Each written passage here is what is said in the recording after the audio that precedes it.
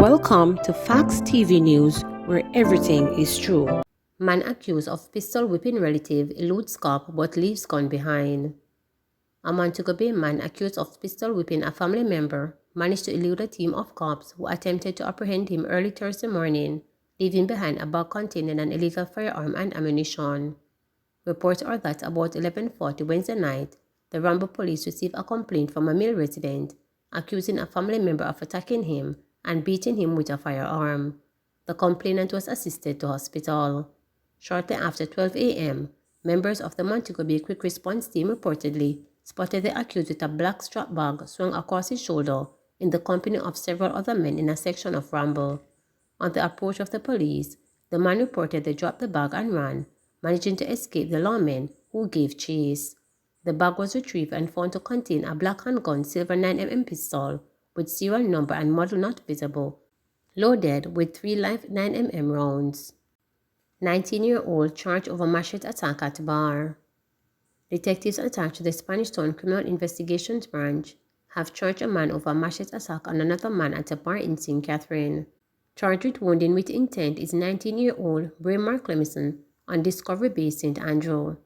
The police report that about 8:30 p.m. on June 18, Clemison went to a bar, pounced upon the complainant and chopped him with a machete on his head. The injured man was later taken to hospital where he was admitted for treatment.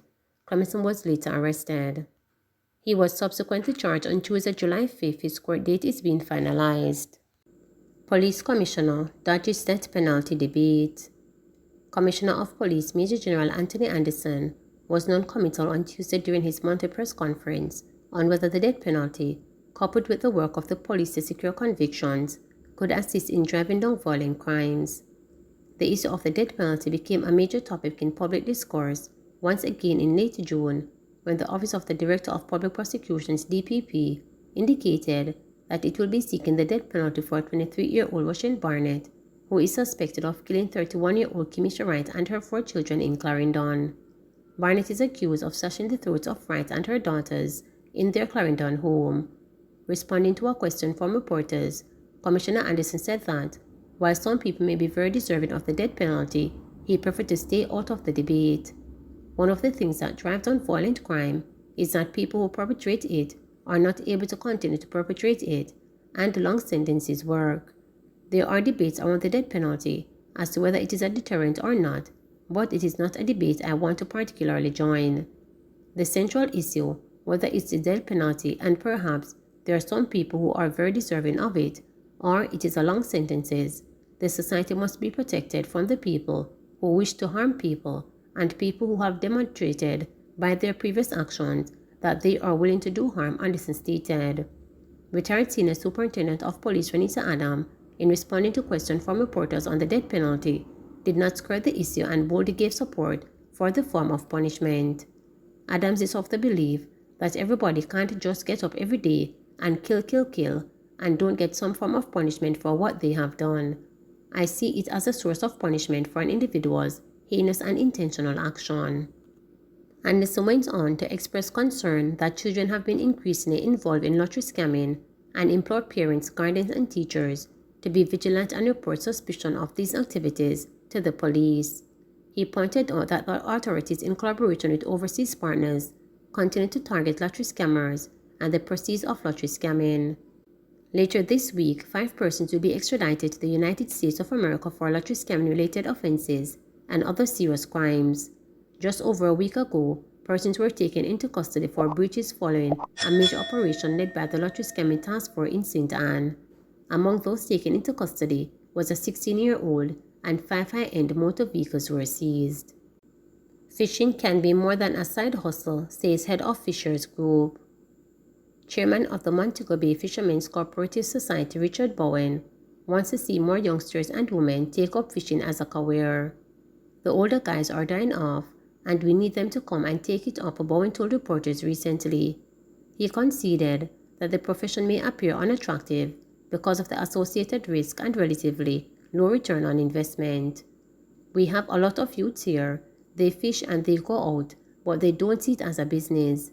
They see it as a hustle, a way to survive instead of looking at it as a long-term business, since like how they bigger companies such as Rainforest and them would do, added Bowen, even as he admitted that the sprawling price of gas and the net used to make fishing pots make it a costly career.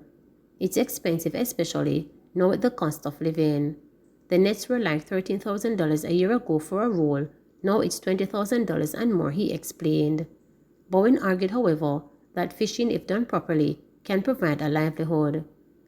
Fishing is a sustainable skill, and we feed people, so it's always going to be needed. A lot of people look down on it, but if you do it in the right way, it can provide an income. A lot of these guys send their children to college by fishing, he remarked. Bowen urged anyone interested in the profession to do so as he did and get hands-on training. There are a lot of fisher folks who need hands sometime. The older guys now need somebody to go to sea, so they can gather experience from fellow fisher folks. That's how the knowledge is mainly shared here, other than going to do a course in captaincy. Regular fishermen, they go out together. That's how I learned, he said. Fingers pointed at public officials in gun importation.